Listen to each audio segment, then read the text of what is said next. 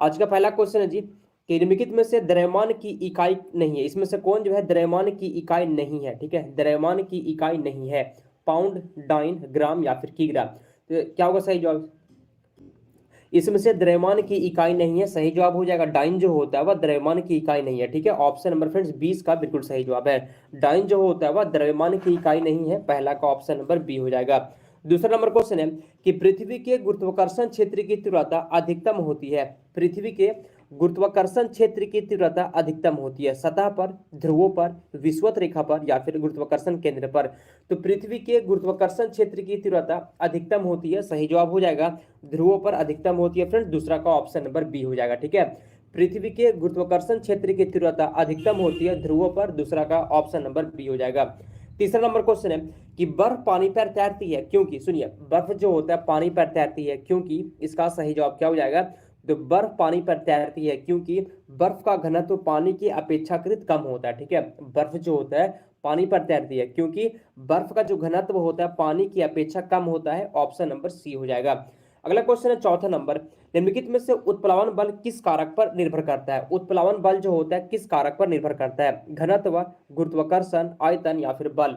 क्या होगा सही जवाब? उत्प्लावन बल किस कारक पर निर्भर करता है? चौथा का सही जवाब हो जाएगा ऑप्शन नंबर ए, घनत्व पर। ठीक है, याद रखिएगा उत्प्लावन बल जो होता है किस पर निर्भर करता है? तो फ्रेंड घनत्व पर निर्भर करता है, चौथा का ए हो जाएगा। ठीक है, चलिए क्वेश्चन है पांचवा नंबर, किसी वस्तु का गुरुत्वीय त्वरण किस पर निर्भर करता है? जी बहुत अच्छा क्वेश्चन है। ठीक है, किसी वस्तु का जो गुरुत्वीय त्वरण होता है किस पर निर्भर करता है? आकार पर, द्रव्यमान पर, त्रिज्या पर या फिर ये सभी पर? किसी वस्तु का गुरुत्वीय त्वरण किस पर निर्भर करता है? सही जवाब हो जाएगा निर्भर करता है ये सभी पर। ठीक है, किसी वस्तु का जो गुरुत्वीय त्वरण त्वरण होता है निर्भर करता है आकार पर, द्रव्यमान पर, त्रिज्या पर या फिर ये सभी पर। पांचवा का ऑप्शन नंबर डी हो गया। अगला क्वेश्चन है छठा नंबर, पृथ्वी की बढ़ती गहराई के साथ गुरुत्वीय त्वरण का मान क्या होता है? पृथ्वी की बढ़ती गहराई के साथ गुरुत्वीय त्वरण का मान घटता है, स्थिर रहता है, बढ़ता है, इसमें से कोई नहीं। तो पृथ्वी की बढ़ती गहराई के साथ गुरुत्वीय त्वरण का जो मान होता है घट जाता है, छठा का फ्रेंड्स ऑप्शन नंबर ए हो जाएगा। ठीक है, छठा का ऑप्शन नंबर ए इसका बिल्कुल सही जवाब है। ठीक है, याद रखिए फ्रेंड्स ऑप्शन नंबर ए, पृथ्वी की बढ़ती गहराई के साथ गुरुत्वीय त्वरण का जो मान होता है वह घट जाता है, छठा का ये हो जाएगा। बहुत अच्छा। 7 नंबर क्वेश्चन है कि पृथ्वी के गुरुत्वाकर्षण क्षेत्र की तीव्रता अधिकतम होती है। पृथ्वी के गुरुत्वाकर्षण क्षेत्र की तीव्रता अधिकतम होती है ध्रुवों पर, विषुवत रेखा पर, पृथ्वी के केंद्र पर या फिर भूपृष्ठ पर? तो पृथ्वी के, सुनिए पृथ्वी के जो गुरुत्वाकर्षण क्षेत्र की तीव्रता होता है, गुरुत्वाकर्षण क्षेत्र की तीव्रता कहां पर जो है अधिकतम होती है? 7 का आंसर बताइए कि गुरुत्वाकर्षण क्षेत्र की तीव्रता कहां पर अधिकतम होती है? 7 का सही जवाब हो जाएगा विषुवत रेखा पर। 7 का फ्रेंड्स ऑप्शन नंबर बी हो जाएगा, या ए होगा या बी। इसका एक क्वेश्चन जो है आपके लिए होमवर्क देते हैं। ठीक है, इस क्वेश्चन का आंसर आपको कमेंट करके बताना है क्लास खत्म होने के बाद।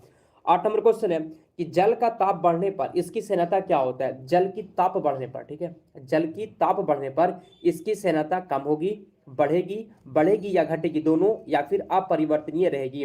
तो जल का ताप बढ़ने पर इसकी सेनाता जो होता है फ्रेंड्स याद रखिए कम हो जाएगी, आठवां का ऑप्शन नंबर ए हो गया। ठीक है, जल का ताप बढ़ाने पर, जल का ताप बढ़ाने पर इसकी सेनाता कम हो जाएगी, आठवां का फ्रेंड्स ऑप्शन नंबर ए हो गया।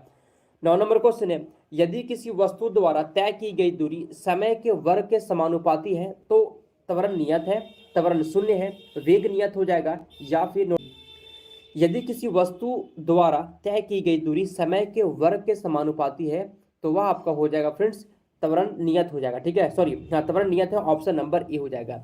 अगला क्वेश्चन है 10वां नंबर कि पृष्ठ तनाव की इकाई क्या होता है? पृष्ठ तनाव की इकाई, बहुत अच्छा क्वेश्चन एग्जाम में आ सकता है। ठीक है, तो पृष्ठ तनाव की इकाई क्या होता है? 10 का आंसर बताइए तो क्या होगा? तनाव की इकाई क्या होता है? फिर 10 का सही जवाब हो जाएगा न्यूटन प्रति मीटर। 10 का जो लोग ऑप्शन नंबर डी बताया आपका बहुत। 11 नंबर क्वेश्चन है कि पृथ्वी द्वारा लगाए गए गुरुत्वाकर्षण बल को क्या कहते हैं? पृथ्वी द्वारा जो गुरुत्वाकर्षण बल लगाया जाता है उसको क्या कहते हैं? 11 का आंसर गुरुत्वीय बल, उत्प्लावन बल, प्रणोद, इसमें से कोई नहीं। तो पृथ्वी द्वारा लगाए गए गुरुत्वाकर्षण बल को क्या कहते हैं? सही जवाब हो जाएगा गुरुत्वीय बल कहा जाता है। ठीक है, गुरुत्वीय बल कहा जाता है फ्रेंड्स। 11 का ऑप्शन नंबर ए हो गया, याद रखिए। ठीक है, नंबर ए हो जाएगा। अगला क्वेश्चन है फ्रेंड्स 12 नंबर कि एक समान वृत्तीय गति में, एक समान वृत्तीय गति में क्या होता है? 12 का आंसर क्या हो जाएगा? तो एक समान वृत्तीय गति में त्वरण और वेग दोनों ही परिवर्तित होते हैं। ठीक है, परिवर्तित होते हैं फ्रेंड्स, ऑप्शन नंबर ए हो जाएगा। त्वरण और वेग दोनों ही परिवर्तित होते हैं, ऑप्शन नंबर ए इसका बिल्कुल सही जवाब है। चलिए फ्रेंड्स आगे चलते हैं अगले क्वेश्चन की ओर। 13 नंबर क्वेश्चन है कि निर्वात में स्वतंत्र रूप से गिरती सभी वस्तुओं के लिए किसका मान समान होगा। निर्वात में स्वतंत्र रूप से गिरती सभी वस्तुओं के लिए किसका मान समान होगा। वेग का, बल, त्वरण या फिर चाल। तो निर्वात में स्वतंत्र रूप से गिरती सभी वस्तुओं के लिए किसका मान जो होता है समान होता है। तो फ्रेंड्स आंसर हो जाएगा आपका 13 का ऑप्शन नंबर डी, चाल इसका सही जवाब है। ठीक है, 13 का आंसर हो गया ऑप्शन नंबर डी। चलिए आगे बढ़ते हैं, अगले क्वेश्चन की ओर चलते हैं। 14 नंबर क्वेश्चन है कि दूध को मथने पर क्रीम अलग हो जाती है, इसका कारण क्या है। तो दूध को मथने पर क्रीम अलग हो जाती है, इसका कारण क्या है। अपकेंद्र बल, गुरुत्वीय बल, घर्षण बल, अभिकेंद्र बल। 14 का सही जवाब क्या हो जाएगा कि दूध को मथने पर क्रीम अलग हो जाती है, इसका कारण क्या है। तो सही जवाब फ्रेंड्स अपकेंद्र बल, इसका आंसर हो जाएगा 14 का ऑप्शन नंबर ए हो गया। 15 नंबर क्वेश्चन है जी कि न्यूटन का प्रथम गति का नियम संकल्पना देता है। न्यूटन का प्रथम गति का नियम संकल्पना देता है संवेग की, ऊर्जा की, कार्य की या फिर जड़त्व की। तो न्यूटन का प्रथम गति का नियम संकल्पना देता है, सही जवाब हो जाएगा जड़त्व की। 15 का फ्रेंड्स ऑप्शन नंबर डी हो गया। ठीक है, न्यूटन का प्रथम गति का जो नियम है संकल्पना देता है जड़त्व की। 15 का डी हो जाएगा। अगला क्वेश्चन है 16 नंबर कि गुरुत्वाकर्षण की परिभाषा किसने दी थी। गुरुत्वाकर्षण की परिभाषा किसने दी थी। Archimedes, Newton, Faraday, Galileo. तो गुरुत्वाकर्षण की परिभाषा किसने दी थी। 16 का सही जवाब हो जाएगा न्यूटन के द्वारा। 16 का बी हो जाएगा। ठीक है, आगे चलते हैं। 17 नंबर क्वेश्चन है कि न्यूटन का गुरुत्वाकर्षण का नियम लागू होता है। न्यूटन का गुरुत्वाकर्षण का नियम लागू होता है किस पर, बताइए। तो 17 का आंसर हो जाएगा। तो न्यूटन का गुरुत्वाकर्षण का जो नियम लागू होता है जी सभी पर लागू होता है। ठीक है, सभी पिंडों के लिए, आकाशीय पिंडों के लिए, अनावेशित कणों के लिए, केवल ग्रहों के लिए नहीं, ये सभी के लिए। ठीक है, 17 का डी हो जाएगा। 18 नंबर क्वेश्चन है कि सभी मूल बलों में सबसे दुर्बल है, सभी मूल बलों में सबसे कमजोर, सबसे दुर्बल बताइए। तो चुंबकीय बल, नाभिकीय बल, गुरुत्वीय बल या फिर स्थिर विद्युत बल। 18 का आंसर सभी मूल बलों में सबसे दुर्बल इसमें से बताइए तो कौन है। 18 का आंसर दुर्बल बल होता है जी वो गुरुत्वीय बल होता है। 18 का ऑप्शन नंबर सी हो जाएगा। अगला क्वेश्चन है 19 नंबर कि किसी गतिशील पिंड का वेग आधा करने से उसका संवेग क्या हो जाएगा। कोई भी गतिशील पिंड का वेग को अगर आधा कर दिया जाए, वेग को आधा करने से उसका संवेग क्या हो जाएगा। तो सही जवाब है संवेग आधा हो जाता है। ठीक है, ऑप्शन नंबर ए हो जाएगा। 19 नंबर निम्नलिखित में से कौन सी जड़त्व की माप है। इसमें से कौन जो होता है जड़त्व की माप है। वेग, द्रव्यमान, भार या फिर त्वरण। इसमें से कौन सी जड़त्व की माप है। तो 20 का आंसर हो जाएगा द्रव्यमान जो होता है फ्रेंड्स, यह आपका हो जाता है जड़त्व की माप। 20 का ऑप्शन नंबर बी हो गया। ठीक है, 20 का ऑप्शन नंबर बी हो जाएगा। चलिए अगला क्वेश्चन कहते हैं जी 21 नंबर कि वृत्ताकार पथ के चारों ओर पिंड की गति किसका उदाहरण है। वृत्ताकार पथ के चारों ओर पिंड की गति किसका उदाहरण है। समान वेग और समान चाल, समान वेग और परिवर्ती चाल, समान चाल और परिवर्ती वेग, इसमें से कोई नहीं। सुनिए, वृत्ताकार पथ के चारों ओर पिंड की गति किसका उदाहरण है। 21 का आंसर कौन बताएगा। 21 का आंसर चलिए बताइए।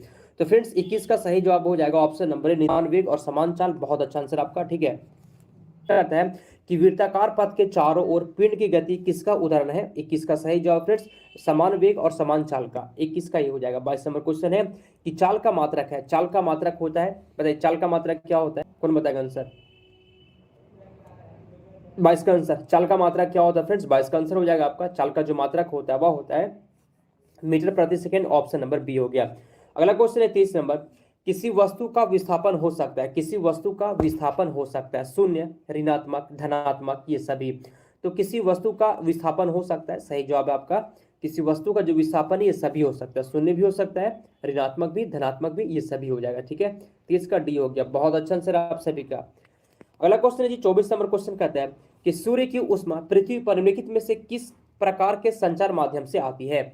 सूर्य की जो ऊष्मा होता है पृथ्वी पर निम्नलिखित में से किस प्रकार के संचार माध्यम से आती है। संवहन, ताप विनिमय, संनयन या फिर विकिरण। तो सूर्य की ऊष्मा पृथ्वी पर किस प्रकार के संचार माध्यम से आती है। 24 का आंसर हो जाएगा फ्रेंड्स ऑप्शन नंबर डी। ठीक है, विकिरण के माध्यम से आती है। 24 का डी हो जाएगा।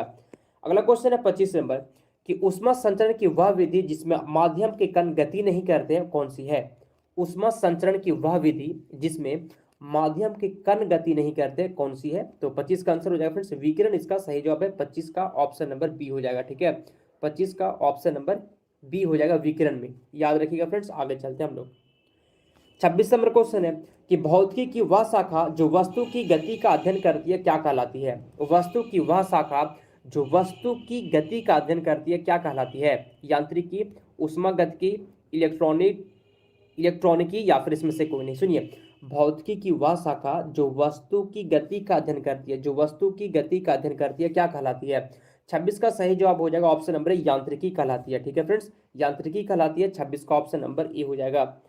27 नंबर क्वेश्चन है, निम्नलिखित में से दूरी का मात्रक बताइए। तो दूरी का मात्रक सेकेंड, मीटर, लीटर, किलोग्राम, इसमें से दूरी का मात्रक क्या होता है? तो 27 का सही जवाब है, दूरी का जो मात्रक होता है आपका मीटर होता है जी। ठीक है, दूरी का जो मात्रक होता है मीटर होता है। 27 का बी हो जाएगा। दूरी का जो मात्रक होता है वह आपका मीटर होता है। ठीक है, 27 का फ्रेंड्स ऑप्शन नंबर बी बिल्कुल सही जवाब है। चलिए अगला क्वेश्चन 28 नंबर कि बल की परिभाषा मिलती है, बल की परिभाषा किससे मिलती है? गति के प्रथम नियम से, गति के तीसरे नियम से, गति के दूसरे नियम से, उपयुक्त में से कोई नहीं। तो बल की परिभाषा मिलती है किससे? तो फ्रेंड्स 28 का सही जवाब है आपका, बल की परिभाषा मिलती है गति के दूसरे नियम से। ठीक है, गति के दूसरे नियम से, ऑप्शन नंबर सी हो जाएगा। बल की जो परिभाषा किससे मिलती है? गति के दूसरे नियम से मिलती है। ठीक है, 28 का फ्रेंड्स ऑप्शन नंबर सी है। 29 नंबर क्वेश्चन है, किसी गतिशील वस्तु के वेग परिवर्तन की दर क्या कहलाती है? सुनिए, कोई भी गतिशील वस्तु के जो वेग में परिवर्तन होता है उसको क्या कहते हैं? तो उसको कहा जाता है, देखते हैं कौन बताता है आंसर 29 का। किसी गतिशील वस्तु के वेग परिवर्तन की दर क्या कहलाती है? तो फ्रेंड्स 29 का सही जवाब है, वेग परिवर्तन की दर जो फ्रेंड्स त्वरण कहलाती है। 29 का डी हो जाएगा। ठीक है, 29 का डी हो जाएगा, बिल्कुल सही जवाब है। समझे, ऑप्शन नंबर डी इसका बिल्कुल सही जवाब है जी। किसी गतिशील वस्तु के वेग में परिवर्तन की दर को क्या कहा जाता है? त्वरण कहते हैं। 30 नंबर क्वेश्चन, बल तथा समय अंतराल का गुणनफल क्या होता है? बल तथा समय अंतराल का गुणनफल क्या होगा? वेग, आवेग, संवेग, इसमें से कोई नहीं। तो बल तथा समय अंतराल का गुणनफल क्या होगा? वेग होगा, संवेग, आवेग, इसमें से कोई नहीं। 30 का सही जवाब है ऑप्शन नंबर बी, आवेग इसका सही जवाब है। ठीक है,